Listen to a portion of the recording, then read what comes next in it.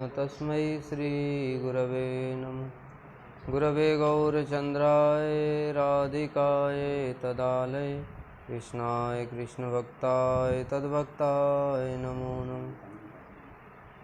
वाञ्छाकल्पतरुभ्यश्च कृपासिन्धुभ्यैव च पतितानां पावनेभ्यो वैष्णवेभ्यो नमो नमः।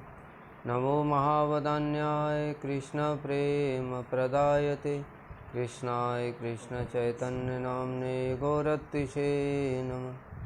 हे कृष्ण करुणा सिंधो दीनबंधो जगत्पते गोपेश गोपिकाकांत राधाकांत नमस्तुते। तप्तकांचन गौरांगी राधे वृंदावनेश्वरी वृषभानुसुते देवी प्रणमामि हरिप्रिये। वृंदायै तुलसीदेव्यै प्रियायै केशवस्य च कृष्णभक्तिप्रदे देवी सत्यवत्यै नमो नमः। श्रीकृष्ण चैतन्य प्रभु नित्यानंद श्री अद्वैत गदाधर शिवासादि गौरभक्तवृंद। हरे कृष्ण कृष्ण कृष्ण हरे हरे हरे राम राम राम हरे हरे। श्री जैव धर्म 22वां अध्याय प्रमेय के अंतर्गत प्रयोजन तत्व का विचार। हम लोगों ने पिछली क्लास में श्रवण किया था भावाभास क्या होता है और भावाभास कितने प्रकार का होता है, प्रतिबिंब भावाभास और छाया भावाभास।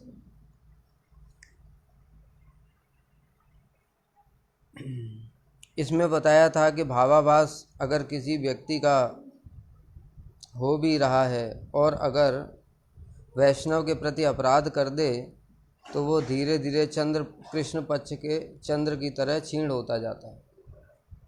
अर्थात कहने का तात्पर्य क्या है, अगर छाया भावाभास भी है, छाया का मतलब क्या है कि वो एक दिन शुद्ध होकर के भाव में परिवर्तित हो जाएगा, किंतु अगर वैष्णवों के प्रति हमने अपराध कर दिया तो वो भावाभास भी खत्म हो जाएगा और फिर पहले की तरह ही हो जाएगा। उदाहरण इसमें दिया क्या, धीरे धीरे कृष्ण पक्ष के चंद्र की तरह। कृष्ण पक्ष में क्या होता है, धीरे धीरे कम होता जाता है चंद्र और एक दिन पूरा अमावस्या को बिल्कुल ही लुप्त हो जाता है। उसी प्रकार से भाव भी क्या है, धीरे धीरे होते होते होते अभाव हो जाएगा।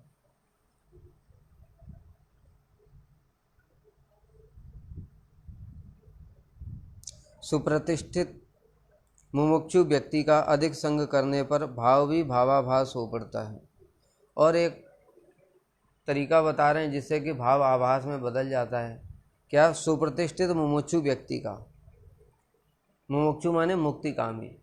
अगर कोई मुक्तिकामी व्यक्ति है सुप्रतिष्ठित, अर्थात उसने पूर्ण रूप से यह निश्चित कर लिया है कि मुझे मुक्ति ही चाहिए।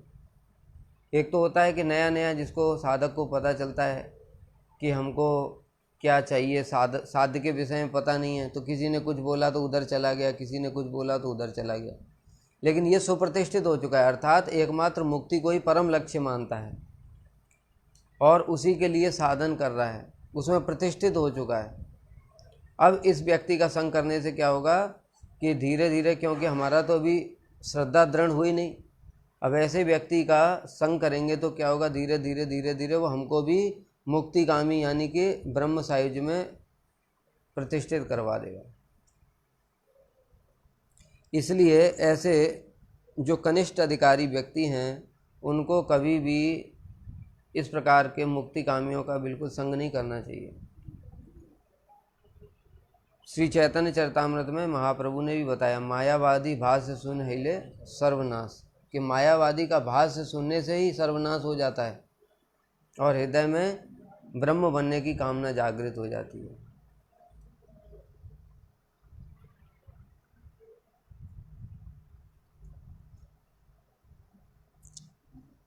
अथवा अपने में ईश्वर होने का अभिमान ला देता है। ये क्या करता है कि मैं ही ब्रह्म हूँ, इस प्रकार का भाव उत्पन्न हो जाता है। इसलिए कहीं कहीं नृत्य करते करते नवीन भक्तजनों में मुक्ति पक्षी ईश्वर भाव उदित होते हुए देखा जाता है।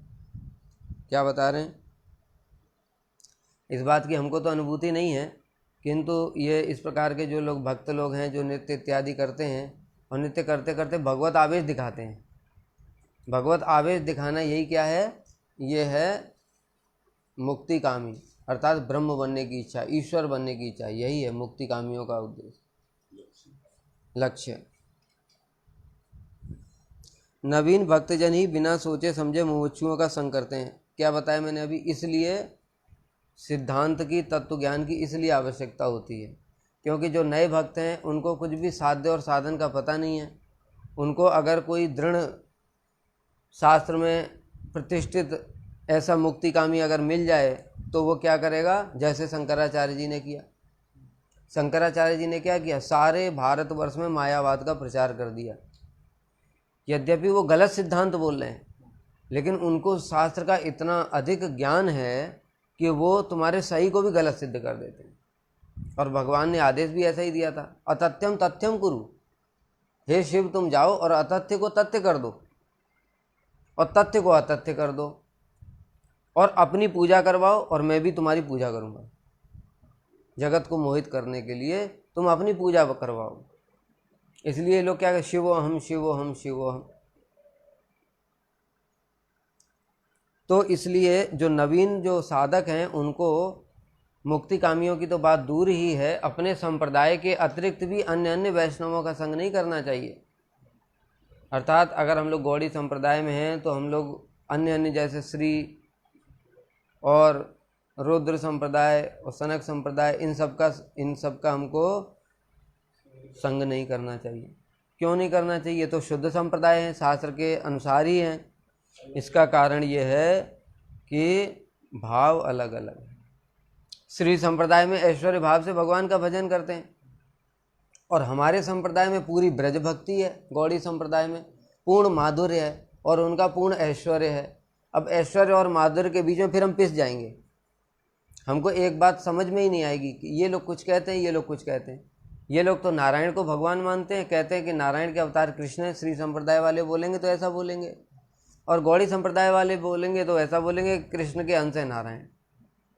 अब बताओ, शुद्ध संप्रदाय शास्त्र के अनुसार ही हैं, लेकिन दोनों में बड़ा अंतर दिखाई पड़ता है, क्योंकि अभी तत्व ज्ञान नहीं है, इसलिए ऐसा अंतर प्रतीत होता है। वास्तव में कोई अंतर ही नहीं है, और उस प्रकार के समझाने वाले लोग भी बड़े कम हैं जो कि पूरी बात को ठीक ठीक सामंजस्य करके समझा सकें।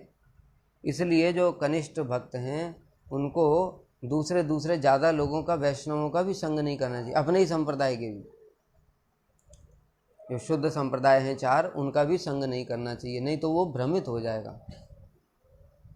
जैसे हमने बताया कि अभी हम लोग क्या है, शुद्ध ब्रज भक्ति की बात करते हैं, लेकिन अभी वहीं कृष्ण के ऐश्वर्य भाव की, कृष्ण को ही कोई अगर भगवान मानता है और उसमें ऐश्वर्य भाव से उनका भजन करता है तो फिर हम मोहित हो जाएंगे, फिर फिक्स नहीं कर पाएंगे। अरे ये भक्तों में ही आपस में मतभेद रहते हैं, इस प्रकार का भाव हमारे हृदय में आ जाएगा।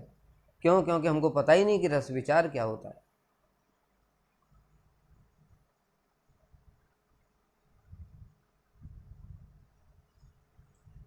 इसी से उनमें ये सब उपद्रव उपस्थित होते हैं। अर्थात जो नए भक्त हैं अगर मुक्ति कामियों का संग कर लेते हैं तो उनके अंदर फिर ब्रह्म बनने की इच्छा जागृत हो जाती है। इन नवीन भक्तों को मुमुक्षु व्यक्तियों का संग सावधानी से परित्याग करना चाहिए। कभी कभी ऐसा देखा जाता है कि किसी व्यक्ति को अकस्मात भाव उदित हो गया हो। अब दूसरा उदाहरण बता रहे हैं। एक तो ये हो गया कि मुक्ति कामियों का संग नहीं करना चाहिए, दूसरा अपराध नहीं करना चाहिए। तीसरी बात बता रहे हैं, कभी कभी ऐसा भी देखा जाता है कि किसी व्यक्ति ने साधन नहीं किया, हम देख रहे हैं साधन तो उसने किया नहीं, अभी अभी भक्ति में आया था और अचानक से भाव उदित हो गया उसका। तो इसका कैसे सामंजस्य करेंगे? ये क्या उसका कपट है या क्या है? इसके लिए बता रहे हैं, उस व्यक्ति ने पूर्व जन्म में बहुत ही साधन किया था, परंतु अभी तक नाना प्रकार की विघ्न बाधाओं के कारण उसके पूर्व जन्म के सुसाधनों का फल उत्पन्न नहीं हो सका। अगर किसी का वास्तव में भाव उत्पन्न हो गया, भावाभास तो हमने बता ही दिया, भावाभास कैसे होता है। वास्तव में भाव उदित होगा तो क्या होगा? गौड़ लक्षण दिखाई देंगे। कौन कौन से? जो हमने बताया था, एक तो रोमांचकम पशु हैं, वो तो हैं ही, अष्ट सात्विक विकार हैं, ये तो गौड़ हैं। दूसरा बताया था शांति, अव्यर्थ कालत्व, विरक्ति, मान शून्यता, आशा, बंदे, समुत्कंठा, नाम गाने, सदा रुचि। ये जो 9 लक्षण बताए थे, ये लक्षण भी दिखाई पड़ेंगे। तो सब समय कृष्ण का नाम गान कर रहा है, ये कभी भी कपटी आदमी नहीं कर सकता। कपटी व्यक्ति कितना भी अभिनय करे वो क्या कर सकता है, अधिक से अधिक मूर्छित हो सकता है, हाव भाव दिखा सकता है, रोमांच कम पशु प्रकट कर सकता है, लेकिन सब समय भगवान का नाम कैसे लेगा, मुंह से निकलेगा ही नहीं। हम लोग तो साधन भजन कर रहे हैं, कृष्ण का ही भजन कर रहे हैं, एकमात्र कृष्ण प्रेम ही हमारा उद्देश्य है। स्वार्थ की, भोग की, सुख की, मुक्ति की कोई कामना भी नहीं है। तब भी हमको अगर बिठा दिया जाए कि तुम सवेरे से शाम तक हरि नाम करो, तो मुंह सूख जाएगा, हम भी मूर्छित हो जाएंगे। ठीक है, कर ही नहीं सकते, क्योंकि वो क्या है, वो जब स्वयं उदित होता है तब उस समय अपने आप जीवा से निकलता ही है। अर्थात उस समय जीवा को अगर रोकने का भी प्रयास करते हैं तो भी रुकती नहीं है वो। नहीं तो 3 लाख नाम प्रतिदिन आदमी नहीं कर सकता है। जबरदस्ती बुद्धिपूर्वक कितने दिन तक करेगा, थक जाएगा, परेशान हो जाएगा। हरिदास ठाकुर प्रतिदिन 3 लाख नाम करते हैं, और गोस्वामी वर्ग हमारे प्रतिदिन संख्यापूर्वक नाम गान इत्यादि करते हैं। सब समय भगवान का भजन संभव ही नहीं है, क्योंकि मन कभी ना कभी विक्षिप्त हो जाएगा, संसार में चला जाएगा। जब संसार में जाएगा तो पता चल जाएगा कि अभी भाव उदित नहीं हुआ है, ये तो कपट कर रहा है। जैसे बताया कि बहुत सारी पब्लिक बैठी है, उसके सामने तो भाव प्रकाशित हो रहे हैं, जब पब्लिक नहीं है तो भाव उत्पन्न नहीं होते। ये क्या है, कपट है। लेकिन जो भाव भक्त है उसके अंदर ये बताया कि आसक्ति तत्गुणाख्य, सदैव भगवान की वाणी का कीर्तन करेगा, सदैव हरि नाम करेगा, भगवान की लीला स्थलियों वास करेगा, इस प्रकार से उसके भाव दिखाई देंगे। तो इससे समझना पड़ेगा कि इसके भाव तो उदित हो गया है, किंतु इस जन्म में तो इसने साधन नहीं किया, फिर भाव कैसे उत्पन्न हुआ। इसका सामंजस्य क्या करना पड़ेगा कि पूर्व जन्म में ये सारा साधन कर चुका है। भगवान ने बोला है गीता में, नेहा विक्रम नास्वस्ति प्रत्यवायो न विद्यते, कि इस भक्ति के क्रम में कभी भी नाश नहीं है और क्षय भी नहीं है।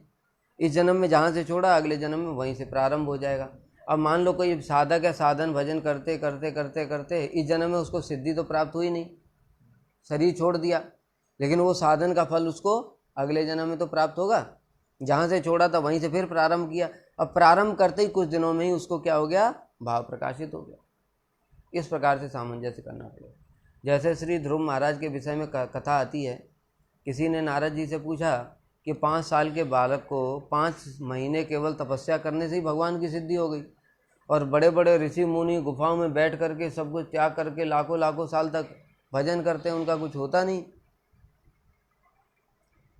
तो नारद जी उनको एक स्थान पर लेकर के गए और वहाँ पर जा कर के दिखाया, एक ऊंचा सा टीला था, और वो उसको दिखा करके बोले देखो ये जितना ऊंचा टीला बना है ये सब ध्रुव महाराज की हड्डियों से बना है, अस्थियों से।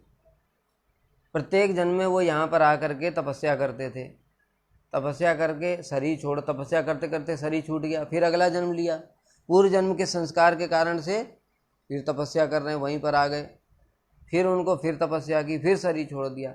ऐसे कितने शरीर छोड़ करके ये इतना ऊंचा टीला बन गया। अभी लेकिन 5 महीने का उनका साधन और बचा हुआ था, इसलिए फिर जन्म हुआ उनका, और 5 महीने में उनकी सिद्धि हो गई। इसी प्रकार से हमारे गुरुवर्ग ने भी ये बातें प्रमाणित की हैं कि कभी कभी हम सोचते हैं कि हरि नाम कर रहे हैं किंतु फल दिखाई नहीं दे रहा है, अपराध भी नहीं है कोई। उससे क्या समझना चाहिए, उससे ये समझना चाहिए कि जैसे एक हमने बीज लगाया, आम का बीज लगाया, अब उसमें आज हमने बीज लगा दिया, उसमें पानी दिया, हवा धूप सब कुछ उसको लग रहा है, तो 1 साल के अंदर क्या पेड़ निकल आएगा उससे, फल फूल पेड़ सब आ जाएगा उसमें? संभव नहीं है। कब आएगा? जब ही आएगा जब उसका समय होगा। इसलिए हो सकता है हमारा जीवन ही चला जाए और हमारे मरने के बाद हमारे जो और वंश में जो लोग हैं उनको उसके फल खाने को मिले, तो फल तो आएगा उस पर, लेकिन कब आएगा? जब समय आएगा तभी आएगा। इसी प्रकार से हरि नाम भी अपना फल तो देते हैं, किंतु आवश्यक नहीं है कि तुमको इसी जन्म में दे दें। वो क्या है, सब भगवान निश्चय करते हैं कि कब देना है, कैसे फल देना है, तो उसके अनुसार ही मान लो इस जन्म में साधन भजन किया लेकिन फल दिखाई नहीं दिया, चिंता की बात नहीं। अगले जन्म में क्या होगा देखेंगे तो थोड़ा साधन किया और थोड़े साधन के फलस्वरूप ही हमको भाव प्रकाशित हो गया। इसलिए बताया साधकों को उत्साह, निश्चय, धैर्य धारण करना चाहिए, उत्साह रखना चाहिए। धैर्य धारण नहीं करेंगे तो क्या होगा, भजन छोड़ देंगे। भजन छोड़ देंगे तो जो साधन भजन किया था, सिद्धि प्राप्त होने वाली थी, वो नहीं होगी। इसलिए धैर्य धारण करना चाहिए, क्योंकि शास्त्र में ऐसा बोला गया है और सारे गुरुवर्ग ने भी यही बात बताई है कि इसका फल अवश्य निश्चित ही प्राप्त होने वाला है। धैर्य धारण करना चाहिए। जैसे उदाहरण दिया था ना शबरी का, शबरी ने, अब वो सोचती है कि एक साल से तो रोज़ झाड़ू लगाती हूँ, रोज़ पुष्प बिछाती हूँ मार्ग पे, और उसके बाद में फल भी तोड़ करके लाती हूँ, भगवान तो आए नहीं, गुरुजी बोल गए थे। अगर गुरुजी के वचन में लेश मात्र भी संशय हुआ तो सिद्धि नहीं होगी। लेकिन उनको क्या विश्वास है, मेरे गुरुजी साधारण नहीं थे, मतंग मुनि वो साधारण नहीं थे, उन्होंने बोला है तो भगवान आएंगे ही आएंगे। और कब तक इंतजार किया, अपने अंतिम समय तक, यानी बुढ़ापा आ गया, वृद्धावस्था आ गया। अब वृद्धावस्था में क्या होता है, शरीर कभी भी छूट सकता है, लेकिन तब भी उनको विश्वास है, इतना बुढ़ापे में भी वो प्रतिदिन फिर भी झाड़ू लगाती, उस पर पुष्प बिछाती, फल तोड़ करके लाती। क्यों, उनको दृढ़ विश्वास है, गुरुजी ने बोला है। तो गुरुजी के प्रति इस प्रकार से दृढ़ विश्वास था, इसी कारण से उसी जन्म में उनको सिद्धि मिली ही गई। लेकिन अगर हमारे अंदर लेस मात्र भी संशय आ गया, उत्साह में कमी आ गई, धैर्य में कमी आ गई और संशय आ गया, तो फिर हमको जन्म में सिद्धि नहीं होगी, फिर अगला जन्म लेना पड़ेगा। जब तक, कब तक ऐसे लेना पड़ेगा, जब तक पूर्ण रूप से 100% श्रद्धा नहीं हो जाती। लेकिन वो जो साधन है उसका फल कभी भी खराब नहीं होता, वो हमको अगले जन्म में मिल जाएगा। इसलिए ऐसे व्यक्ति जिनको कम साधन में ही सिद्धि मिल जाती है, उनका समझना पड़ेगा कि उन्होंने पूर्व जन्म में बहुत साधन भजन किया। इस जन्म में, इस जगत में, साधारण जड़ जगत में भी हम देखते हैं, जब बच्चे लोग पढ़ाई करते हैं तो देखते हैं कि बहुत से बच्चे तो बहुत मेहनत करने के बाद भी और फर्स्ट डिवीज़न नहीं ला पाते, और बहुत से बच्चे होते कम मेहनत में ही उनको टॉप भी कर जाते हैं, नौकरी भी बड़ी आसानी से मिल जाती, सब हो जाता है उनका। इसका कारण क्या है, इसका कारण है पूर्व जन्म में उन्होंने बहुत सारी सुकृतियाँ अर्जित की हैं, शुभ कर्म किए हैं, उसके फलस्वरूप इस जन्म में उनका काम आसानी से चलता चला जा रहा है।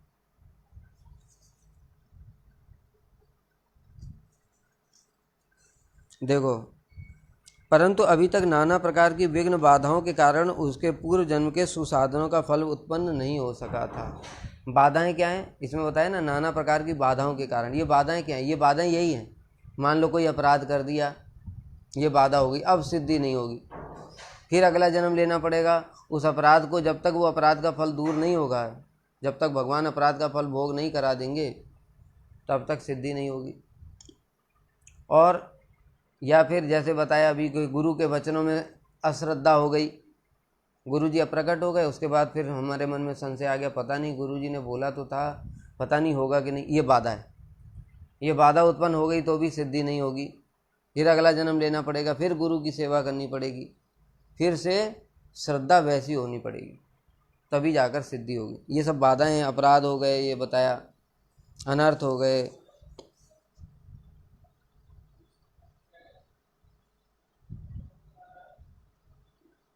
कभी कभी कृष्ण की अहेतुकी कृपा से भी ऐसा श्रेष्ठ भाव अकस्मात उत्पन्न हो जाता है। ये हम बात पहले ही बता चुके हैं, कृष्ण प्रसादज भाव और भक्त प्रसादज भाव, अर्थात भक्त की कृपा से और कृष्ण की कृपा से। इस भाव को कृष्ण प्रसादज भाव कह सकते हैं। असल भाव प्रकाशित होने पर भी, भावुक के आचरण में कुछ कुछ दोष सा परिलक्षित होने पर भी उसके प्रति दोष बुद्धि नहीं करनी चाहिए, अर्थात उसमें दोषारोपण नहीं करना चाहिए, क्योंकि भाव उदित होने पर साधक सब तरह से कृतकृत्य हो जाता है। क्या बता रहे हैं, देखो, अब कोई साधन भजन कर रहा है तो बद्ध अवस्था में ही तो साधन कर रहा है अभी वो, अब साधन करते करते करते करते उसकी सिद्धि हो गई इसी जन्म में, लेकिन जो उसका पूर्व जो आचरण है वो तो वैसा ही रहता है। किसी व्यक्ति का जैसे मान लो स्वभाव है, क्या, कोई व्यक्ति ज़्यादा खाता है, साधन भजन कर रहा है, साधन भजन बहुत दृढ़ है, तो क्या है, करते करते करते करते भाव प्रकाशित हो गया, लेकिन वो जो उसका खाने का है वो तो वैसे ही रहेगा स्वभाव। अथवा किसी को जल्दी क्रोध आ जाता है, किसी को जल्दी क्रोध आ जाता है, ये भी स्वभाव में ही आता है, लेकिन क्रोध आने का और भक्ति से कोई संबंध नहीं है। स्वभाव एक अलग वस्तु है और भक्ति एक अलग वस्तु है। तो भाव उत्पन्न हो गया, लेकिन स्वभाव तो वैसे ही रहा। अब हम जैसे व्यक्ति जो हैं, जो बद्ध हैं, उन्होंने देखा कि अरे इसका स्वभाव तो वैसा ही है, या इससे कोई पाप हो जाता है, तो हम लोग क्या सोचते हैं, नहीं नहीं इसका भाव नहीं हो सकता, ये क्या है, ये अपराधी। इस प्रकार का करना ये क्या है, ये अभी अपराध, हमारा अपराध हो जाएगा। कह रहे हैं इसमें दोष बुद्धि नहीं करनी चाहिए, क्योंकि इसका कारण बता रहे हैं। श्रील रूप गोस्वामी पाजी ने श्री उपदेशामृत में यही बताया, दृष्टि स्वभाव जनित वपस्य दोषई न प्राकृतत्व में भक्तजन से पश्चित। जो भक्त लोग होते हैं उनमें दो प्रकार के दोष नहीं देखने चाहिए। एक स्वभाव दोष, स्वभाव दोष मैंने बता ही दिया कि कोई ज़्यादा खाने वाला है अथवा कोई ज़्यादा क्रोध कभी किसी किसी को आ जाता है, ये स्वभाव दोष है। और वपु दोष, वपु दोष अर्थात शारीरिक दोष, कोई अंधा है, कोई काना है, एक आंख नहीं है, अथवा लंगड़ा है, अथवा एक हाथ खराब है, इस प्रकार से इसको कहते हैं शारीरिक दोष। तो भक्तों में ये दो दोष नहीं देखने चाहिए। उदाहरण दिया जैसे गंगाम भसाम न खलु बुध बुध फेन पंकई ब्रह्म द्रवत्वम अपगच्छति निर्धर्मई। जैसे जो गंगा जी का जल है वो क्या ब्रह्म द्रवत्व है, वो भगवान का चरणामृत है, इसलिए उसके अंदर अतुलनीय शक्ति है। लेकिन वो जो जल होता है गंगा जी का, उसमें भी दो चीज़ें दिखाई देती हैं, क्या, एक कीचड़ और एक बुदबुद फेन, मतलब फेन। जो फेन है और कीचड़ है दोनों को अपवित्र माना गया है। जहाँ भी पानी में जब ये जहाँ पर कीचड़ अधिक हो अथवा फेन अधिक हो वहाँ से पानी नहीं भरना चाहिए, उसको अपवित्र माना गया है। तो जब इंद्र ने हत्या जो बांटी थी उसमें फेन और इसके रूप में ही बांटी थी। तो कह रहे हैं कि अगर गंगा जी में ये कीचड़ भी है और फेन भी है तो क्या इससे क्या उनकी शक्ति कम हो गई क्या गंगा जी की? ब्रह्म द्रवत्व तो उसका क्या कम हो गया? नहीं हुआ। उसी प्रकार से जो भक्त है उसकी जो भक्ति है हृदय में, उसके स्वभाव से तो कुछ कम नहीं होने वाली है। इसलिए कह रहे हैं कि कभी भी भक्तों के इस प्रकार से स्वभाव और शरीर के दोषों को नहीं देखना चाहिए। महापुरुष भक्त का संयोग बस एक पाप कार्य हो गया अथवा उनसे कभी कभी कोई पाप हो जाता है। जैसे बताया मैंने कि महापुरुष जा रहे हैं, भाव भक्त हैं, जा रहे हैं, अभी हमको तो पता नहीं है, और उन्होंने क्या किया, बाहर निकले और देखा कोई बंदर उनकी तरफ आया और उन्होंने उठा करके डंडा मार दिया, मर गया। ये पाप हो गया उनसे। अब ये पाप कार्य हो गया तो इसको देख करके हम सोचें कि ये तो बड़ा पापी आदमी है, इसने तो हत्या कर दी। इस प्रकार से हमको नहीं सोचना चाहिए, क्योंकि ये जो पाप होते हैं ये कुछ कारणों से हो सकते हैं। क्या बताया? पूर्व दोष। पहला बताया एक पूर्व दोष। पूर्व दोष कहते हैं, मान लो कोई व्यक्ति है, पूर्व जन्म के कुसंस्कारों के कारण उसने भजन भी किया था, लेकिन कुसंस्कार, कुछ चोरों का भी संग किया था, इस कारण से इस जन्म में उसका थोड़ा चोरी का स्वभाव है, लेकिन भजन करता है दृढ़ निष्ठापूर्वक। अब क्या है कि देखा कि कभी कभी उसने एक मौका देखा और किसी का 100 का नोट रखा था, कोई इधर उधर देखा, कोई नहीं देख रहा, उसने उठा करके जेब में रख लिया। ये क्या हो गया? पाप हो गया। लेकिन ये पाप उसने किया क्यों? क्योंकि अभी भजन साधन कर रहा है, लेकिन उसका जो पूर्व दोष था ना चोरी वाला, वो दोष दूर हुआ नहीं। तो पूर्व दोष के कारण भी कभी कभी पाप हो जाता है। दूसरा होता है जातिगत दोष। जातिगत दोष क्या होता है? जैसे कोई मान लो वैष्णव है, उन्हें निम्न जाति में जन्म लिया, अब निम्न जाति के कारण शुद्धि अशुद्धि का विचार नहीं रहता है, तो इस कारण से वो कुछ इस प्रकार के काम कर देता है जो अशुद्धि वाले, तो भी उसको क्या है, उससे उसकी भक्ति पर कोई प्रभाव नहीं पड़ता। नष्ट प्राय दोष। तीसरा नष्ट प्राय दोष क्या होता है कि प्राय माने ऑलमोस्ट 95% दोष नष्ट हो चुका है, लेकिन नष्ट होने पर भी कुछ कुछ उसका आभास रह जाता है। जैसे हम लोग हैं, हमारे अंदर ही बहुत सारी चीज़ें हैं। पहले हम लोग क्रिकेट खेलते थे, पिक्चरें देखते थे, उसके बाद मठ में आ गए, बहुत समय से भजन कर रहे हैं, तो ऑलमोस्ट अब क्या है कि क्रिकेट में कोई रुचि इत्यादि रही नहीं। लेकिन कभी कभी मान लो कोई वर्ल्ड कप चल रहा है, इंडिया पाकिस्तान का मैच है, तो हम लोग क्या है पूछ लेते हैं, अरे भाई स्कोर क्या हुआ, क्या चल रहा है मैच में। अब इसको क्या कहते हैं? नष्ट प्राय दोष। यानी 95% तो नष्ट हो गया, थोड़ा बहुत बचा हुआ है। इससे क्या होगा, भक्ति पर कोई भी प्रभाव नहीं पड़ेगा, नष्ट प्राय दोष।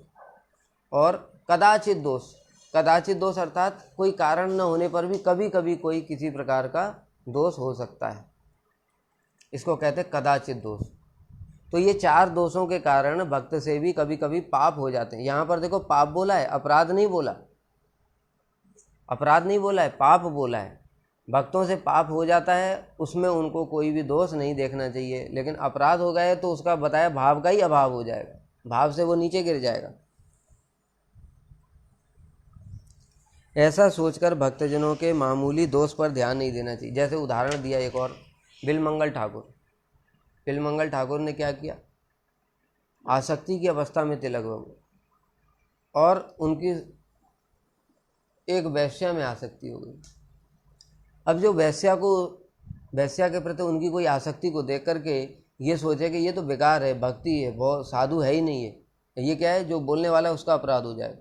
क्योंकि उनकी किस प्रकार की भक्ति थी, पूर्व जन्म के किसी दोष के कारण उनको इस प्रकार से वैश्या में आसक्ति हो गई। भगवान ने क्या किया, वो भोग करा करके वो आसक्ति को नष्ट करा दिया। अब वो सीधे वृंदावन की ओर चल दिए और वहाँ पर उनको कृष्ण के दर्शन हो गए। अब कितनी उन्नत उनकी अवस्था थी, लेकिन पूर्व जन्म का कोई दोष होगा, कोई अनर्थ रहा होगा, उसके कारण वैश्या में आसक्ति थी। अब इस वैश्या के प्रति आसक्ति को देख करके कोई सोचे अरे ये तो बड़ा दुराचारी है, ये तो महापापी है, ये भक्त का ढोंग करता है, इस व्यक्ति का क्या हो जाएगा, अपराध हो जाएगा। बिलमंगल ठाकुर का तो कुछ नहीं बिगड़ा, भगवान ने भोग भी करा दिया और उनको दूर भी कर दिया, वैराग्य भी करा दिया। वो तो हो गए, भक्ति में आगे बढ़ गए, भाव भी प्रकाशित हो गया उनका, कृष्ण के दर्शन भी हो गए, आंखें फोड़ने के बाद भी कृष्ण के दर्शन हो गए। और हमने उनका जो निंदा कर दी, उसके फलस्वरूप क्या हुआ, हमारा जो थोड़ा बहुत भजन था वो भी जीरो हो गया। इसलिए भक्तों के दोषों को नहीं देखना चाहिए। यहाँ तक कि भक्तों की तो बात ही छोड़ो, श्रीमद् भागवत में श्लोक बताया, पर स्वभाव कर्मणि प्रशंसति निंदति स आसु भ्रस्यते स्वार्थात असत्याभिनिवेशतः।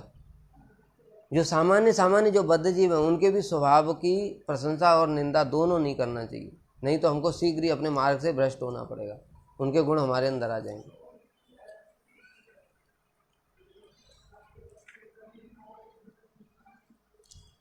नृसिंह पुराण में ऐसे दोषों पर ध्यान देने के लिए निषेध किया गया है।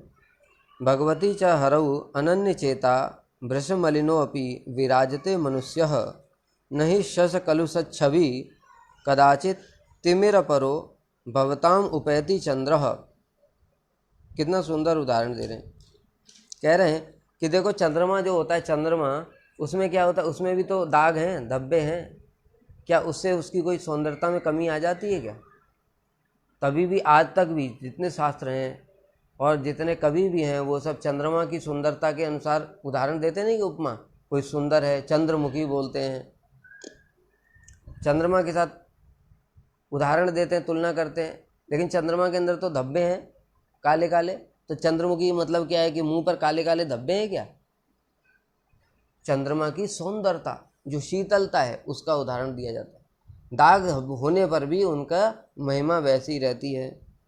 उसी प्रकार से हरऊ अनन्य चेता, जो भगवान के प्रति जो अनन्य चित्त हैं, जो अनन्य भाव हैं, उनके अंदर कोई भी अपराध पाप होने पर भी उनके अंदर कोई भी कमी नहीं आती, उनकी महिमा उतनी की उतनी रहती है।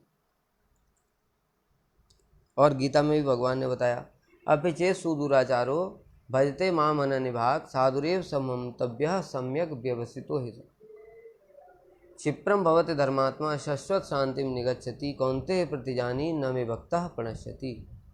क्या बता रहे हैं इसमें? कोई दुराचारी से दुराचारी भी है, सुदुराचारो मतलब महादुराचारी है, इसने किसी की हत्या भी कर दी,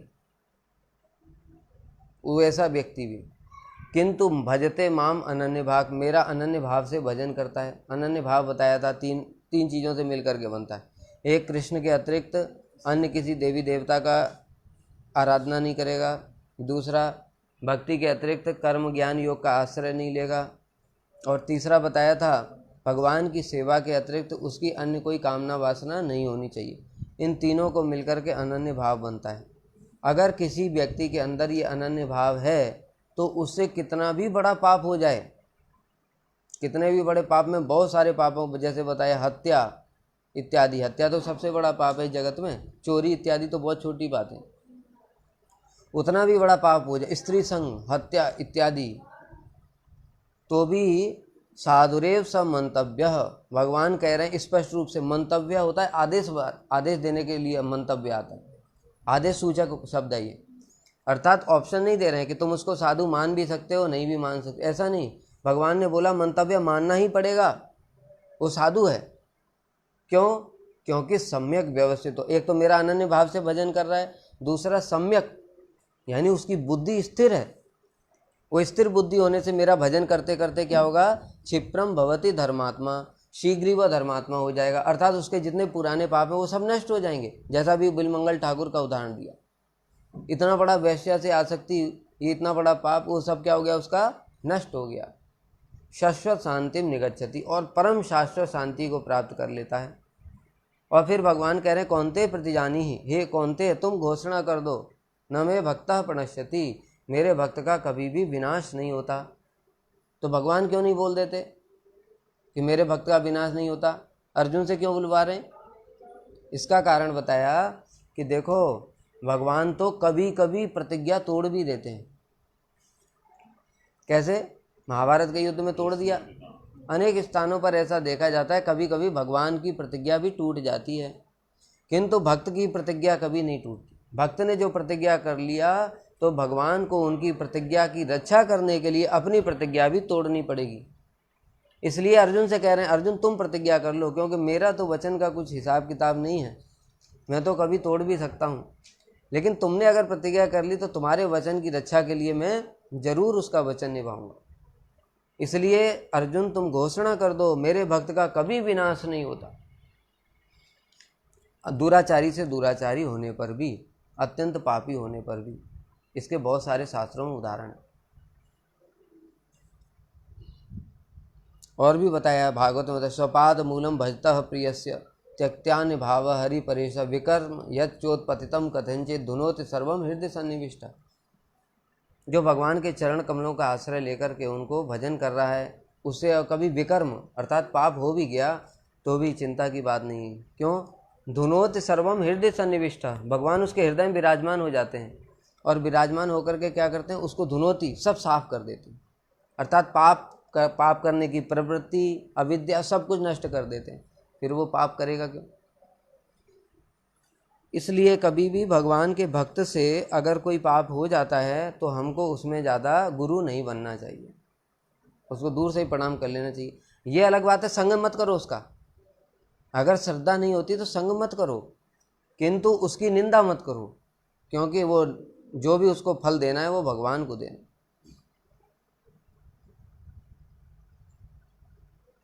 इसमें और बहुत सारे विचार हैं, अगर विस्तार करेंगे तो बहुत समय चला जाएगा।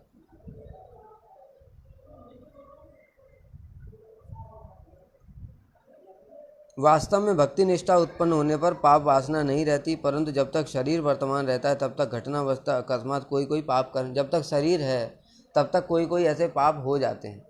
जैसे बताया कि भूख लग रही है बहुत और कहीं खाने को कुछ मिल नहीं रहा है, देखा किसी का कुछ सामान है, खाने को उठा करके खा लिया, ये पाप तो कर दिया, लेकिन इससे क्या है, भक्ति में कोई भी प्रभाव नहीं पड़ेगा। अब उसको साधु है वो बेचारा, अब उसको लेकर के पिटाई करने लगे, अरे चोर है, साधु चोर है, साधु चोर है, तो क्या होगा, अपराध हो जाएगा।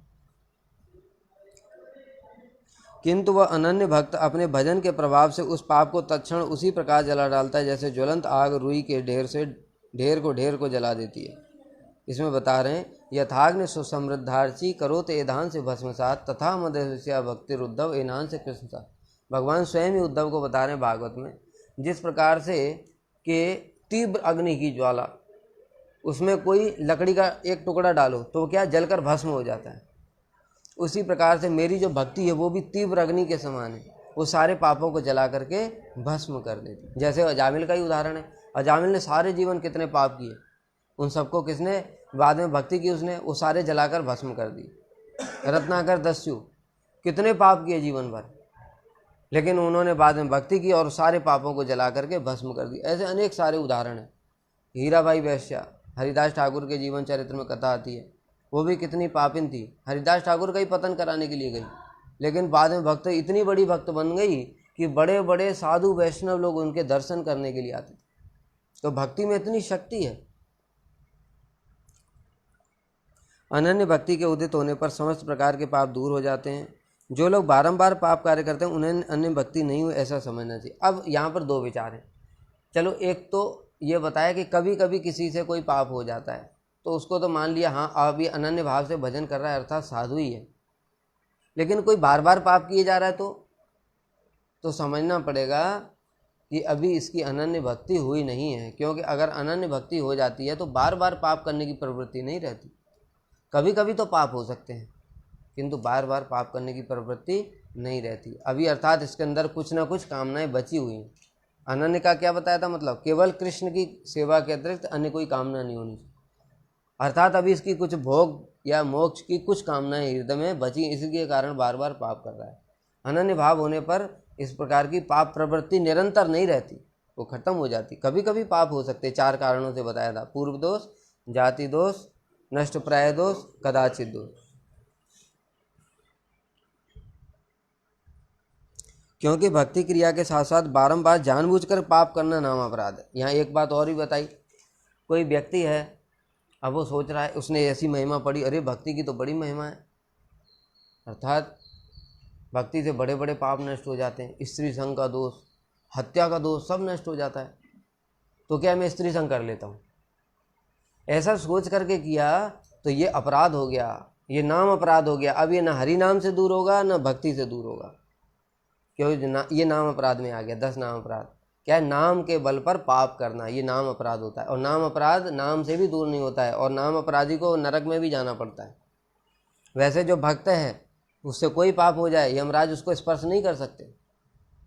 यमराज ने स्पष्ट रूप से अपने यमदूतों को आदेश दे रखा है किसको मेरे पास लाना है। जीवा न भक्ति भगवन गुण नाम देयम, चेतश्च न स्मृत तच्चरणार विंदम, कृष्णाय नो नमति यच्छिर एकदापि तान अनैदुम अस्त अकृतो कृत्यान। क्या बता रहे हैं, जीवा न भक्ति भगवंत गुण नाम देयम, जिसकी जीवा भगवान के गुण नाम का कीर्तन नहीं करती। चेतश्च न स्मृति चरणार बिंदम, जिसका हृदय भगवान के स्मरण नहीं करता। कृष्णाय नो नमति एकदापि, जो भगवान को प्रणाम नहीं करता एक बार भी, उस पापी को मेरे पास खींचते हुए लेकर गया। अर्थात जो भगवान का नाम लेता है, उनका स्मरण करता है, उनका कीर्तन करता है, उनको स्पर्श नहीं करना। जब अजामिल को लेकर के जा रहे थे यमदूत और विष्णु दूतों ने उन्हें भगा दिया, उस समय यमदूत पहुंचे यमराज के पास। उन्होंने कहा, प्रभु एक बात बताओ, आज तक हमको किसी ने रोका नहीं, आपने जो कहा इसको लेकर के आओ, उसको ले आए हम। लेकिन आज बड़ी विचित्र घटना हो गई, हम ये अजामिल पापी, इसने इतने पाप किए सारे जीवन भर, इसको लेने गए थे और वहाँ पता नहीं कहाँ से 4 हाथ वाले आ गए और उन्होंने हमको मार करके भगा दिया। तो ये बताओ, क्या आपके ऊपर भी कोई भगवान है? ऐसे तो 10 भगवान हो गए तो बड़ी असुविधा हो जाएगी।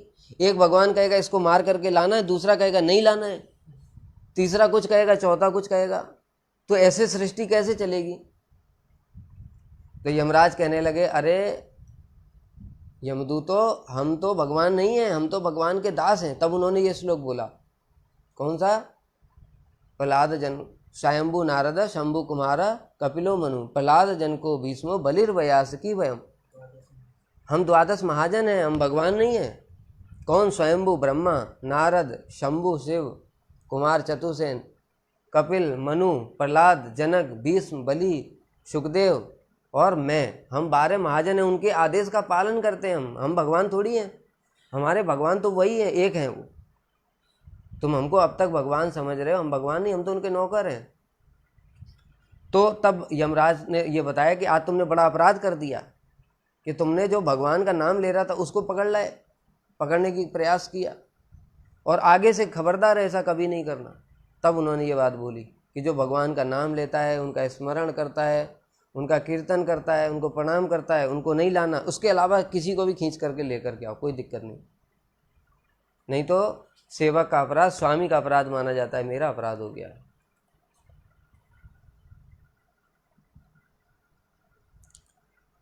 भक्ति क्रिया के साथ बारंबार जानबूझकर पाप करना भी नाम अपराध है। बताए जानबूझ करके, गलती से हो जाता है जैसे मैंने बताया तो कोई बात नहीं है। जैसे गलती से हम जा रहे हैं, कोई छिपकली मर गई, कोई कॉकरोच मर गया, और तुम रोज़ जानबूझ करके कॉकरोच और छिपकली को पकड़ पकड़ करके मार रहे हो, मच्छरों को पकड़ पकड़ करके मार रहे हो, सोच रहे हो कि मैं तो भक्ति करता हूँ, मेरे को क्या फ़र्क पड़ेगा। अपनी आत्मरक्षा का अधिकार है, मच्छरदानी लगाओ। अगर कोई मच्छर आ जाता है उसको पकड़ करके बाहर निकाल दो मच्छरदानी से। तुम मारोगे ये सोच करके कि भजन के प्रभाव से मैं सब नष्ट कर दूंगा, तो नाम अपराध बन जाएगा धीरे धीरे।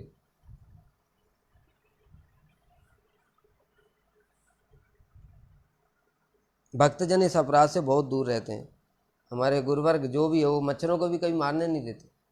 यद्यपि देखो इसमें बहुत सारे विचार हैं, इसको एक बार में मैं समझा नहीं सकता। जब जैसा परिस्थिति आएगी तब वैसा उत्तर बताएंगे। क्या कि गुरु जी को कोई मच्छर काट रहा है, तुमने मार दिया, कोई अपराध नहीं है। लेकिन तुमको काट रहा है और तुम बार बार ये सोच सोच करके कि मैं तो नाम करता हूँ, इससे मारने से मेरे को ऊपर कोई फर्क नहीं पड़ेगा, तो ये अपराध हो जाएगा, नाम अपराध। तुम ऑल आउट लगाओ, मच्छरदानी लगाओ, जितने उपाय करो।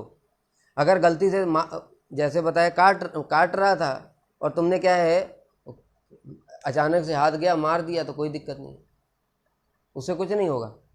तो जान करके तुम नाम के बल पर पाप करोगे कि मैं पाप करता रहूँगा। मैं जाली साफ करता हूँ, वो तो बताया ना, सेवा कर रहे हैं, सेवा करते हुए अगर कोई मर रहा है तो क्या कर सकते हैं। मकड़ी के जाले लगे हुए हैं, ठाकुर जी का मंदिर है, उसमें तो गंदे नहीं रख सकते ना हम। अब उसमें मर रही है तो हमारी कोई जिम्मेदारी नहीं, वो ठाकुर की जिम्मेदारी है। लेकिन हम ये सोच सोच करके जहाँ पर ज़रूरत नहीं वहाँ भी मकड़ियों को जान जान करके मार रहे हैं, सोच रहे हैं मेरा क्या होगा, क्या बिगड़ जाएगा। इस प्रकार से फिर नाम अपराध हो जाएगा। रति स्वभावतः निरंतर उत्तरोत्तर अभिलाषमयी होने के कारण अशांत स्वभाव युक्त उष्ण और प्रबल आनंदमयी होती है, तथा संचारी भावरूप उष्णता उगलकर भी करोड़ों चंद से भी अधिक सुशीतल और अमृत स्वाद युक्त होती है। क्या बता रहे हैं, इसकी भाषा थोड़ी कठिन है।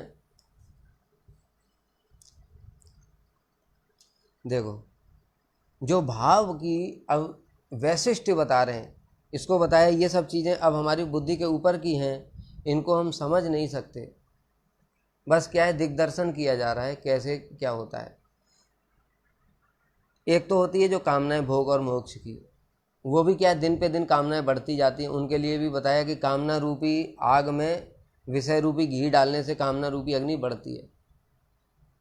लेकिन जो रति होती भाव, उसमें भी कामना होती है, लेकिन वो कामना क्या होती है, वो कामना होती कृष्ण को प्राप्त करने की उत्कंठा, वो कामना होती कृष्ण की सेवा की उत्कंठा।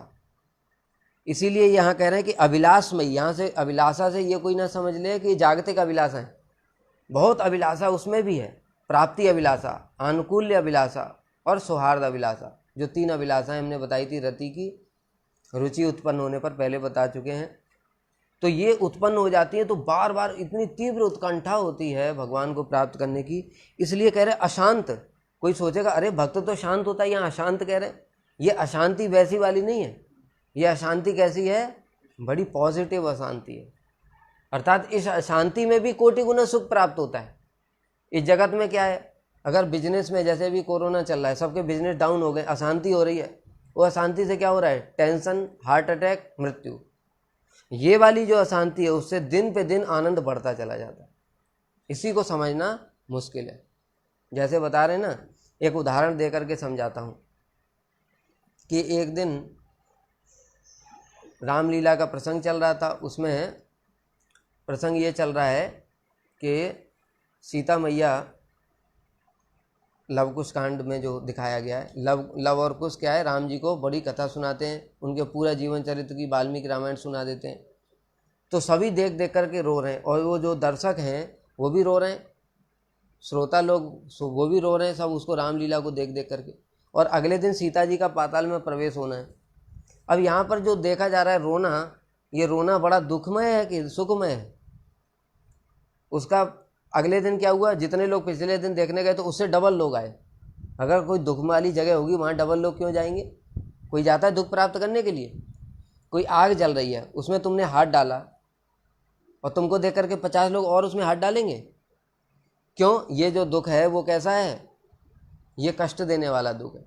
लेकिन जैसे दूसरा ये बताया कि किसी चीज़ को देख करके, ये इसको बोलते करुण रस, तो करुण रस इसमें भी क्या है, एक आनंद होता है ना। जैसे कि बहुत सारी पिक्चरें होती हैं, उनको देख करके एक बार देखा तो 50 बार और देखा। कितने लोग होते हैं वो ऐसी जो ट्रेजेडी जो पिक्चरें हैं उनको 50-50 बार देखते हैं। अगर कष्ट हो रहा है तो फिर 50 बार क्यों देखने के, पैसा दे करके वो भी। तो दूसरे दिन देखने के लिए 100 लोग आए, उससे डबल लोग आए, पहले दिन 50 थे, दूसरे दिन 100। इसमें क्या है, मतलब इसमें जो है आनंद है, उस रोने में भी एक सुख है। इसलिए इसी प्रकार इसी उदाहरण को समझकर ही भाव भक्त को समझ लो कि ये जो भाव भक्ति होती है इसमें भी क्या है, अभिलाषा भी है, अशांति भी है। अशांति कैसी है, कृष्ण कहाँ मिलेंगे, कैसे पाऊँ, कैसे जाऊँ, कहाँ पाऊँ ब्रजेंद्र नंदन, इस प्रकार का भाव है। होने पर भी क्या है, प्रबल आनंदमयी होती है। देखो अभिलाषा है, कामना भी है, अशांति भी है, लेकिन क्या है, बहुत आनंद है। इसको अब इस जगत में हम नहीं समझ सकते, इसलिए एक उदाहरण दे करके समझाया। और संचारी भाव रूप उष्णता उगल कर भी करोड़ों चंद्रमा से भी सुशीतल। जैसे बताया कि वीरा होता है, वीरा में क्या होता है, ताप होता है, लेकिन ताप होने पर भी क्या है, कोटि चंद्र से भी सुशीतल है। तो ये सब विरोधी चीजें हैं, इसको हम बुद्धि से नहीं समझा जा सकता। ब्रजनाथ और विजय कुमार भाव तत्व की व्याख्या सुनकर बड़े चकित हुए, क्योंकि इससे पहले तो कभी सुना ही नहीं ये सब बातें। जगत में भी लोगों ने कहाँ सुनी। जो भाग्यवश करोड़ों करोड़ों जन्म की सुकृति से गौड़ी संप्रदाय में आ गया, और सिर्फ गौड़ी संप्रदाय में आने से भी नहीं होगा, उसने उस प्रकार के रसिक भक्तों का संग किया, उसको थोड़ा बहुत इन सब चीज़ों के लेस मात्र छींटा पीटा अनुभूति हो सकती है। बाकी तो और लोगों को वो भी समझ में नहीं आएगा। ये जैव धर्म पढ़ने के बाद अपने आप भी समझ में नहीं आएंगी ये चीज़ें। कुछ देर के बाद बोले, प्रभु आपने हमारे दग्ध हृदय में उपदेशामृत की प्रबल रूप में वर्षा कर प्रेम की बाढ़ ला दी। अब हम क्या करें, कहाँ जाएं, कुछ भी समझ में नहीं आता। ब्राह्मण कुल में जन्म लेने का प्रचुर अभिमान है, दीनता का हृदय में सर्वथा भाव। अब जब इन्होंने ये सब सुना तब समझ में आया कि देखो, हम जो अपने पांडित्य को समझते थे, ये ब्रजनाथ कौन थे, न्याय पंचानन पांडित थे, दिग्विजयी पंडित थे। अब उनको समझ में आ रहा है कि मेरा पांडित्य तो 2 कौड़ी का भी नहीं था। ब्राह्मण कुल में जन्म लिया, ये सब बेकार व्यर्थ गया। वास्तव में ये संपत्ति है, यही वास्तव में जीवात्मा की संपत्ति है। अब हम क्या करें, हमारे अंदर दीनता नहीं, अहंकार है, ब्राह्मण का अभिमान, पांडित्य का अभिमान, सौंदर्यता का अभिमान। हम क्या भजन करें, कैसे करें, कहाँ जाएं। ऐसी दशा में हमारे लिए भाव की प्राप्ति बहुत दूर की बात है। हमको भाव प्राप्त नहीं हो सकता। देखो बार बार शास्त्र में साधु संग साधु संग साधु संग क्यों बोला गया। श्रेष्ठ साधु संग करने से ये फल होता है। अब जब वो बाबा जी महाराज का संग किया तब उनको पता चला कि हमारा तो पांडित्य 2 कौड़ी का भी नहीं है, हमारा जो ब्राह्मण कुल में जन्म लिया उसकी कोई वैल्यू नहीं है, नरक में जाना पड़ेगा। हमने जो दिग्विजय किया है उसके फलस्वरूप यमराज हमको नरक में दंड प्रदान करेंगे। कब पता चला, जब श्रेष्ठ साधु संग किया। जब तक श्रेष्ठ साधु संग नहीं किया था तब तक अपने से नीचे वालों का संग किया था। सब लोग महा प्रशंसा प्रशंसा प्रशंसा करते हैं और ऊपर फूल फूल करके लट्टू होते जा रहे हैं और नरक में जाने का मार्ग तय हो रहा है। और श्रेष्ठ साधु संग करने से दीनता अपने आप ही आ गई कि भाई मेरा क्या होगा, मैंने तो जीवन में बड़े अपराध कर रखे हैं, कैसी दुर्गति हो रही है मेरी, कोई वैष्णव मेरे ऊपर कृपा कर दे। इस प्रकार का भाव उदित होगा। एकमात्र यही भरोसा है कि आप बड़े प्रेममय और दयालु। अब तो बस आपके चरणों का ही भरोसा है और कोई भरोसा नहीं। हम समझ गए हमारा कुछ नहीं हो सकता। इतना अहंकार, इतना सब कुछ बताया ब्राह्मण कुल का, पांडित्य का, हमारा कुछ नहीं हो सकता। इसलिए आप एकमात्र कृपा कर दें। आपके साथ हम लोगों का जो पारमार्थिक संबंध स्थापित हुआ है वही हमारी आशा का एकमात्र। जो गुरु है ना, गुरु ये बाबा जी कौन है, उनके गुरु हैं। तो आपके साथ वो भी क्या है, हमारी कोई उसमें योग्यता नहीं थी कि हम आपको शिष्य बन जाते। आपने कृपा करके ही हमको वर्ण कर लिया। ऐसा ही भाव होना चाहिए। कभी ये ना सोचना चाहिए कि मैं तो इतना बड़ा पंडित हूँ, इतने बड़े उच्च कुल में हुआ हूँ, मैंने इनको गुरु बना लिया तो इनकी महिमा बढ़ गई, मैं गुरु जी की महिमा बढ़ा रहा हूँ। बहुत से लोग ऐसा सोचते हैं, मैं इतना अरबपति हूँ, मैं गुरु जी का प्रचार कर रहा हूँ। गुरु जी का कोई प्रचार नहीं कर सकता। गुरु जी जगत में भगवान की वाणी का प्रचार करने आए हैं। वो तुमको कृपा करके आश्रय प्रदान कर रहे हैं, नहीं तो तुमको यमराज तुम्हारे संपत्ति के साथ दंड प्रदान करेंगे। जो संपत्ति अर्जित करने में जितने पाप किए ना, कोटि जन्म तक नरक में रखे जाएंगे। तुम क्या गुरु जी का प्रचार कर सकते हैं। इसलिए इस प्रकार का कभी भी अहंकार नहीं होना चाहिए। गुरु को कोई कुछ नहीं दे सकता। जिनके पास स्वयं कृष्ण है उनको कोई क्या दे सकता है। और जिसके पास कृष्ण नहीं है वो गुरु है ही नहीं, वो तो गुरु और चेला दोनों नरक में ठेलम ठेला, दोनों नरक में जाएंगे। हम अतिशय दीनहीन अकिंचन हैं और आप भगवत पार्षद और परम कृपालु हैं। कृपा कर हमें हमारे कर्तव्य के विषय में उपदेश प्रदान करें। मेरी तो ऐसी इच्छा हो रही कि मैं इसी क्षण घर बार छोड़कर आपके चरण कमलों का दास होकर यहीं पड़ा रहूं। बस अब उनका क्या है, वास्तव में उनकी आंखें अब खुली जा करके। इतना सारा संग किया, इतने दिन से लगातार श्रद्धापूर्वक संग किया, तब उसका फल को संत एवा से छिंदनते मनोव्यास संग मुक्ति भी। क्या कह रहे हैं, साधु संघ का फल क्या है, संत एवा से छिंदनती, जितनी भी आसक्तियाँ सांसारिक जागतिक लौकिक पार और जो मुक्ति इत्यादि की जितनी आसक्तियाँ हमारे हृदय में, संत उसका सब छेदन कर देते हैं। उनके पास क्या है, उपदेश वाणी रूपी तलवार है। वो जब तलवार चलती है ना तो हमारी सारी आसक्तियों को छेदन कर देते हैं, और उसमें फिर तब जा कर के ये दीनता रूपी ये भाव ये सब प्रकाशित होते हैं।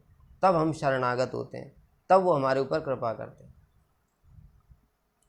विजय कुमार उचित अवसर देखकर बोले, प्रभु ब्रजनाथ अभी बालक हैं, इनकी माता इन्हें गृहस्थ बनाना चाहती हैं, परंतु ऐसा नहीं चाहते। कृपा कर इस विषय में क्या करना चाहिए, आज्ञा दीजिए। अब ब्रजनाथ तो बोल रहे हैं कि बस अब मेरे को और कुछ नहीं चाहिए, मैं तो आपके शरण में रहना चाहता हूँ, यहीं पड़ा रहना चाहता हूँ। या उनके मामा जी भी साथ हैं, उन्होंने कहा कि इनकी माता जी चाहती हैं कि ये विवाह कर ले, आप बताओ क्या करना चाहिए। बाबा जी, तुम लोग कृष्ण कृपा के पात्र हो, अपने संसार को कृष्ण का संसार बनाकर कृष्ण की सेवा करो। हमारे महाप्रभु ने जगत को जो शिक्षा दी है, जगत उसी शिक्षा पर अमल करे।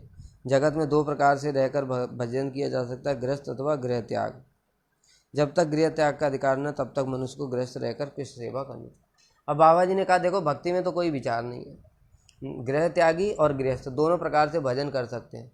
जिनका अभी गृह त्याग का अधिकार नहीं हुआ है वो क्या है, गृहस्थ बन करके भजन कर सकते हैं। गृह त्याग का अधिकार क्या है, भागवत में बताया, तावत कर्माणि कुर्वीत न निर्विद्येत यावता मत कथा श्रवणादौ वा श्रद्धा यावन न जायते। जब तक कर्म करना चाहिए तब तक कि मेरी कथाओं में रुचि नहीं हो जाती और संसार से वैराग्य नहीं हो जाता। अगर किसी को ये दोनों हैं, फिर वो घर वाले ज़बरदस्ती भी करते रहें तो भी विवाह इत्यादि नहीं करना चाहिए। और अगर ये नहीं है, यानी संसार में आसक्ति है, तो फिर विवाह करके भजन करना चाहिए। कैसे, कृष्ण का संसार बनाकर। अर्थात मैं विवाह कर रहा हूँ तो ये मेरी पत्नी कृष्ण की भक्ति में सहयोग करेगी, संतान उत्पन्न होगी उसको भक्त बनाऊंगा, उनको भक्ति की शिक्षा प्रदान करूंगा। इस प्रकार से भाव रहना चाहिए। और गृहस्थ में अब जो त्यागी लोग हैं वो क्या है, गृहस्थों पर ही तो आश्रित है, तो त्यागी जो साधु हैं उनकी सेवा करनी चाहिए गृहस्थ भक्तों को। इस प्रकार से कृष्ण का संसार होता है।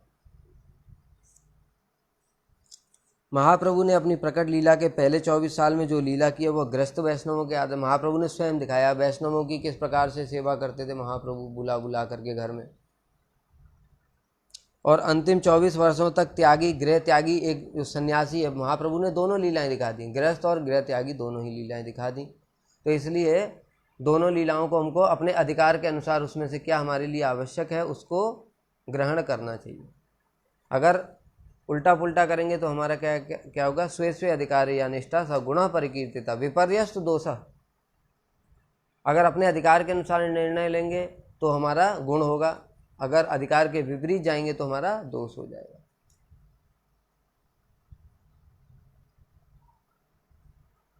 मेरी समझ से तुम लोग भी वही करो। ऐसा न समझना कि गृहस्थ आश्रम में कृष्ण प्रेम की पराकाष्ठा प्राप्त नहीं की जा सकती। लेकिन अभी की समस्याएं अलग हैं। देखो, इस समय जिस समय ये कथा चली वो 500 वर्ष पूर्व की बात है। उस समय ये भोग वृत्ति इतनी ज़्यादा नहीं थी। जैसे साइंस ने ये मोबाइल बना दिया, ये कंप्यूटर, ये इंटरनेट, ये टीवी और कितनी सारी चीज़ें, 24 घंटे एंटरटेनमेंट भोग।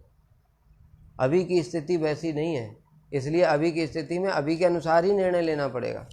कोई सोचे कि 500 वर्ष पूर्व की स्थिति, उस समय क्या होता था, गृहस्थ व्यक्ति जो होते थे वो सन्यासियों से भी ज़्यादा संयमी होते थे, अपनी पत्नी के संग करते थे सिर्फ संतान उत्पत्ति के लिए, सारे जीवन में एक बार संग करेंगे। और अभी क्या है, अनलिमिटेड भोग, सारे जीवन भर पत्नी की इच्छाओं को पूरी करने में ही निकल जाता है। कृष्ण का संसार कैसे बचेगा? इसलिए अभी का परिवेश दूसरा है, तो अभी इस समय के अनुसार ही डिसीजन लेना पड़ेगा। महाप्रभु के अधिकांश कृपा पात्र तो गृहस्थ ही थे, जिनकी चरण धूलि के लिए गृह त्यागी वैष्णव भी प्रार्थना करते हैं। कौन? जैसे अद्वैताचार्य, श्रीवास प्रभु, ये सब कौन थे? गृहस्थ थे, जिनकी चरण धूलि अन्य अन्य जो उनके जो परिकर थे, जो त्यागी थे, वो भी लेते थे। लेकिन इतनी उत्तम कोटि का वैष्णव अभी गृहस्थ मिलना बहुत बहुत मुश्किल है। इसलिए श्रील प्रभुपाद ने क्या त्याग को करके दिखाया और ये मठ इत्यादि की व्यवस्था की कि यहाँ पर गृह त्याग करके यहाँ लोग भजन कर सकते हैं, क्योंकि अब जो संसार है वो भजन करने के लिए लायक रहा ही नहीं। रात अधिक हो गई। विजय और ब्रजनाथ दोनों ने अन्य वैष्णवों के साथ हरिगुण गान करते करते श्रीवास आंगन में सारी रात वहीं सो गए। प्रातःकाल शौचादि क्रियाओं से निपटन गंगा स्नान करने के पश्चात गुरुदेव और वैष्णव को दंडवत प्रणाम किया। पुनः संकीर्तन के बाद महाप्रसाद सेवा कर तृतीय पर घर लौटे। फिर बाद में घर लौटे। विजय कुमार ने अपनी बहन को बुलाकर कहा, तुम ब्रजनाथ के विवाह की तैयारी करो। उनकी माताजी विवाह करना चाहती थी ब्रजनाथ का, उनका विवाह कर दिया। ये विवाह करेंगे, मैं कुछ दिनों के लिए मोदद्रुम जा रहा हूँ। विवाह की तिथि तय होने पर खबर देना, मैं सपरिवार आकर विवाह का शुभ कार्य संपन्न करूँगा। मैं कल ही हरिनाथ यानी अपने छोटे भाई को यहाँ भेज दूंगा, वह यहाँ रहकर सारी व्यवस्था कर देगा। बस ये सुनते ही तो ब्रजनाथ की माँ और दादी को तो मानो पृथ्वी का राज्य मिल गया। बेटा शादी के लिए तैयार हो गया तो पृथ्वी का राज्य मिल गया। तो देखो ये बताया ना कि यहाँ पर जो बताई ये बात और अभी में बहुत अंतर हो चुका है। अभी क्या है, माता पिता गृहस्थ जीवन में फंसा तो देते हैं, लेकिन अभी गृहस्थ जीवन में एक भक्त स्त्री का मिलना महा दुर्लभ है। पहले ऐसा नहीं होता था। पहले क्या होता था, स्त्रियां अपने धर्मों का ठीक ठीक पालन करती थी। अभी पालन कर ही नहीं सकती हैं, क्योंकि अब सब जगह भोगवाद फैल गया है। नौकरी इत्यादि करनी पड़ती स्त्रियों को, फिर भगवान कृष्ण की सेवा भजन कब करेंगे? पुरुष भी स्त्री भी दोनों भी नौकरी करते हैं, फिर आकर के घर का काम काज नहीं कर पाते, टाइम नहीं मिलता है, बच्चों का परवरिश भी नहीं हो पाता, घर में अशांति रहती है, तो भजन कब करेंगे? तब ऐसा नहीं होता था। इसलिए परिवेश के अनुसार ही हमको डिसीजन लेना पड़ेगा। लेकिन यह है कि गृहस्थ में भी भजन हो सकता है। कब हो सकता है? जब हमारा जो संसार है वो कृष्ण का संसार हम बना लें। कृष्ण का संसार का मतलब ही माता पिता पत्नी पुत्र संतान इत्यादि सब कृष्ण का भजन करें, तो क्या है, मठ जैसा ही वातावरण हो गया, तो भजन हो सकता है। लेकिन अगर ऐसा नहीं होता है तो फिर भजन नहीं हो सकता। इसी के साथ ये अध्याय समाप्त हो गया। वाञ्छाकल्पतरुभ्यश्च कृपा सिन्धुभ्येव च पतितानां पावनेभ्यो वैष्णवेभ्यो नमो नमः।